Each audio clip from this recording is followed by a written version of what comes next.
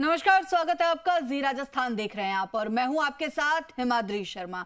और बात mojo reporter की। 26 अप्रैल को लोकसभा चुनाव के दूसरे चरण की 13 सीटों पर मतदान होगा और इन सीटों की जमीनी हकीकत और हालात आप तक पहुंचाने के लिए मोजो रिपोर्टर निजाम कंटालिया ग्राउंड पर मौजूद है। आज हम आपको लेकर चल रहे भीलवाड़ा लोकसभा पर, जहां के जमीनी मुद्दों की पड़ताल कर रहे हैं हमारे मोजो रिपोर्टर निजाम कंटालिया। भीलवाड़ा लोकसभा का चुनाव बीजेपी पूरी तरह से पीएम मोदी के चेहरे को आगे रखकर लड़ रही है, तो वही कांग्रेस सीपी जोशी की छवि को भुनाने में जुटी है। भीलवाड़ा लोकसभा सीट पर लगातार 4 चुनाव में बीजेपी जीत दर्ज कराती आ रही है और इस बार बीजेपी ने सांसद सुभाष बहेड़िया का टिकट काटकर दामोदर अग्रवाल को टिकट दिया। बीजेपी यहां पर पूरी तरह से पीएम मोदी का चेहरा और राष्ट्रीय मुद्दों को आगे रखकर चुनाव लड़ रही है।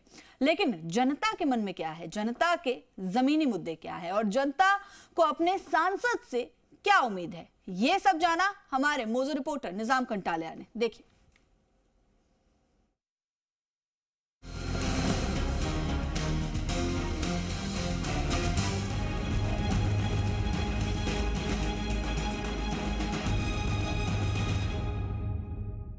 फिलहाल हम मौजूद हैं भीलवाड़ा शहर के अंदर और एक बहुत ही कह सकते हैं कि नेहरू उद्यान, जो लव गार्डन के रूप में भी जाना जाता है, लेकिन यहाँ काफ़ी फैमिलीज भी आती है। और ऐसे में ही हमें यहाँ मिल गई हैं अवनी, जो कि पावर लिफ्टिंग में नेशनल प्लेयर है। अवनी, पूरा बताएं थोड़ा सा आपके बारे में भी जानकारी दें। मैं अपनी पंचोली यहीं रहती हूँ, इसी लोकेलिटी में आरसी वैस्ट में, और मैं नेशनल प्लेयर हूँ पावर लिफ्टिंग में। और अभी मैं ऑल इंडिया खेल कर आई थी कॉर्फबॉल में, उसमें मेरा 4th पोजीशन रहा है। और अभी मैं वहाँ पे चेन्नई राज्यपाल से सम्मान लेकर आई थी। भीलवाड़ा में क्या लगता है आपको, किस तरह से, अगर आप थोड़ा बहुत भी जान? भीलवाड़ा में तो मुझे सीपी जोशी का भी जोश लगा है और मेरा तो उन्हीं को वोट जाएगा क्योंकि मैं तो उन्हीं को वोट दूंगी जो, क्योंकि मेरे को चाहिए सही इंसान, क्योंकि आगे जाके ये अपनी डेमोक्रेसी, अपनी इंडिया की इकनॉमी जो आज सुधारनी है। क्योंकि आज मोदी राज में इतने सालों से दिख रही हूँ, तो अभी तक आप देख रहे हो सोने और चांदी के सबके भाव बढ़ चुके हैं। नॉर्मल लोग सोना नहीं खरीद पा रहे हैं, 1 ग्राम सोना नहीं ले सकते। तो ये है मेरे साथ अवनी। काफ़ी कुछ बातें कहें, नेशनल प्लेयर हैं, लेकिन इसके साथ ही काफ़ी कुछ जानकारी पॉलिटिकली रूप में देख पाना बड़ी मुश्किल होता है, लेकिन अवनी को काफ़ी। हम यहाँ पे बात करते हैं कुछ लोगों के, तो क्या कुछ रहता है लोकसभा क्षेत्र की जो है चीज़ों में, तो क्या चल रहा है? अगर बात करें भीलवाड़ा लोकसभा चुनाव के, क्या आपको लगता है क्या चीज़ें चल रही है यहाँ पे? हमारे यहाँ तो बीजेपी का ये सर माहौल।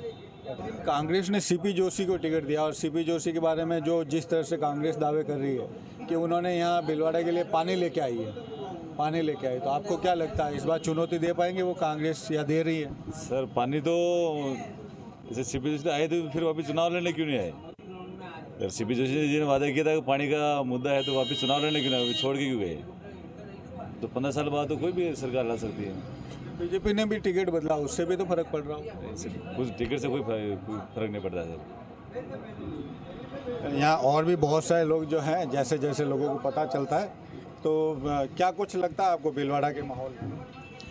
भीलवाड़ा में अच्छा माहौल है भारतीय जनता पार्टी के पक्ष में, और हम पूर्ण तरह से आश्वस्त हैं कि भारतीय जनता पार्टी यहाँ अच्छे मार्जिन जीतेगी। ऐसा क्यों है? लोग जो भीलवाड़ा को है बीजेपी का गढ़ मान रहे हैं या कहे तो, लेकिन इस बार चुनौती भी तो मिल रही है सीपी जोशी के रूप में। आज सीपी जोशी कांग्रेस की तरफ से एक अच्छा नाम है, लेकिन मतलब जो शुरू से भीलवाड़ा का, आज पिछले 20 सालों से भीलवाड़ा सीट भाजपा का गढ़ रही है।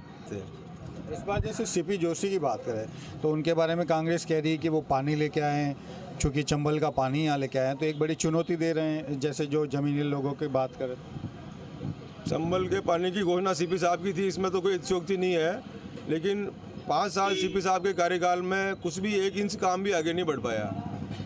आपको क्या लगता है कि कहाँ बदल? सर देखो, मैं तो पहले तो केकड़ी का हूँ, यहाँ का हूँ नहीं है लोकल, और मेरी सोच सबसे इच्छा है कि मैं बीजेपी का था। पापा वाणी भी बीजेपी में था, मैं भी बीजेपी में हूँ, ठीक है, और बीजेपी में रहेंगे सर। तो चीज़ें भीलवाड़ा को लेके एक बातचीत जो है कि यहाँ आरएसएस या कहे कि जो सहयोगी संगठन कह सकते हैं बीजेपी का, वो काफ़ी यहाँ मजबूत है। बीजेपी का जो संगठन है वो भी यहाँ मजबूत माना जाता है। इसका फ़ायदा जरूर बीजेपी को मिल रहा है, लेकिन सीपी जोशी की जो पुरानी छवि है उसे कांग्रेस बुलाने की कोशिश कर रही है और वो कहीं न कहीं बीजेपी को चुनौती देने की कोशिश में है। के दुक्के जो हैं पोस्टर नज़र आ रहे हैं, क्या मानते हैं आप? कुछ जोश नहीं है यहाँ लोगों में, क्या वजह रही? जो सीपी साहब के 1-2 मीटिंग करने से भिलवाड़ा के लोगों में जोश आ सकता है।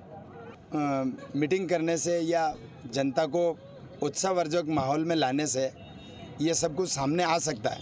भिलवाड़ा का माहौल सीपी साहब के आने से उत्साहित है और जनता भी इसमें उत्साह दर्शाती है, देखना चाहती है कि कांग्रेस में सीपी साहब के आने से और सीपी साहब के वापस भिलवाड़ा का चुनाव लड़ने से जनता में एक उत्साहवर्धक माहौल देखने को मिल रहा है। आप कांग्रेस से जुड़े हुए हैं? मैं अगर किसी भी पार्टी से नहीं जुड़ा हूँ, फिर भी आदमी को देख के पता लगाया जा सकता है कि विकास किन के मार्फत हो सकता है। अगर ये आए तो भिलवाड़ा काफ़ी ऊंचाइयों पे आएगा और काफ़ी इसका विकास होगा।